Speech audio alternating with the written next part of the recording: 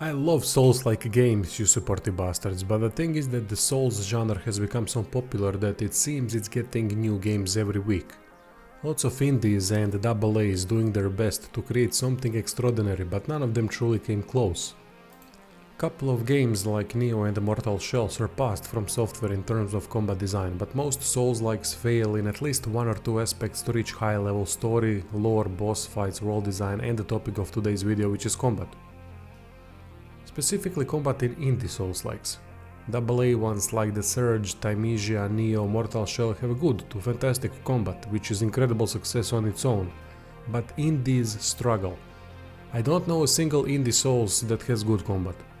By the way, I'm talking about 3D games, not 2D side-scrollers like Salt and Sanctuary. After playing games like Hellpoint, Deathbound, Codex Lost, Tenotria, Immortal Unchained, Steel Rising, it is clear that melee combat in particular is a huge issue for most of the indie Souls-likes, and it is not hard to see that and pinpoint why. Codex Lost had an interesting idea how to overcome that particular obstacle by exclusively controlling a mage without melee attacks. It solves the problem on the player's side, but when fighting melee enemies all of the melee issues pop up, and it is usually the same stuff across all indies that I've played. Why does it matter? Combat isn't everything, right? It isn't, but combat is one of the most important gameplay factors in any game that allows it, because it creates the most dynamic, challenging, exciting and engaging moments.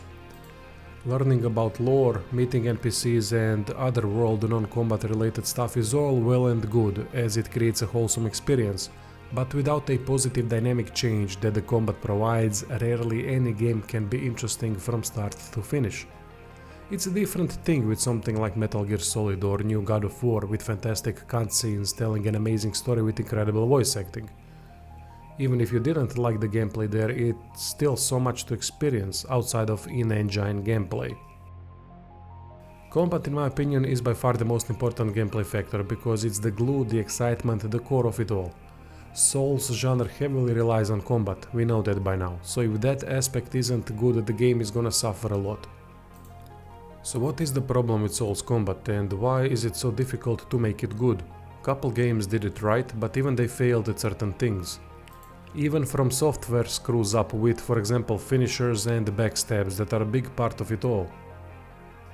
Weighty combat requires a lot of framework so that it remains immersive and sort of realistic.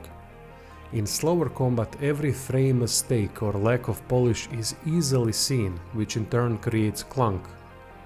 Whether it is a weird character and enemy rotation animation done at different speeds, instant attack animations in otherwise slower combat, tracking attacks, lack of positional significance, over-aggression that cuts more realistic movement for the sake of closing distance in unnatural ways, lack of hit impact and then sudden stagger. It's a very ungrateful combat to go for because mistakes are so obvious. Fast combat styles like DMC, Ninja Gaiden and similar games can get away with a lot of stuff because focus is mostly on the controlled character and what it can do. So framework in those games, even though still important, is not as obvious due to speed and combo focused combat. In a slower, weightier combat, fast, normal and slower attacks become far more prominent in every encounter. Each attack type for each weapon adds to the feeling of weight, which also plays into positioning and movement.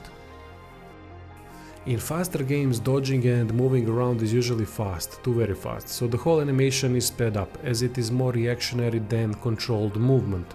In slower games, controlling the movement plays a much more important factor because you don't have to dodge in order to avoid an attack coming at you. A lot of the attacks can be dealt in that way if enemy attack frames have been polished and there isn't too much tracking. Tracking attacks are a big problem in slower combat because they can nullify the movement progression in an instant.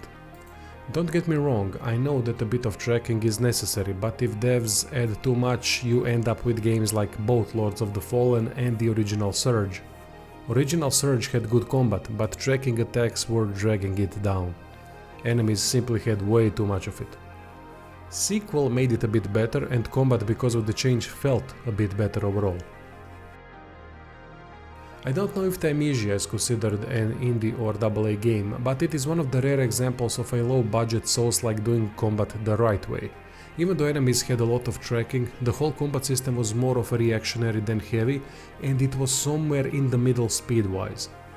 It would be better if there was less tracking to make combat feel even better, but that would require far more framework done, so they have chosen a different path, which is to cut corners, with added speed, through instant dodge animations and faster movements, except for the weapon swings that stayed more on the realistic side.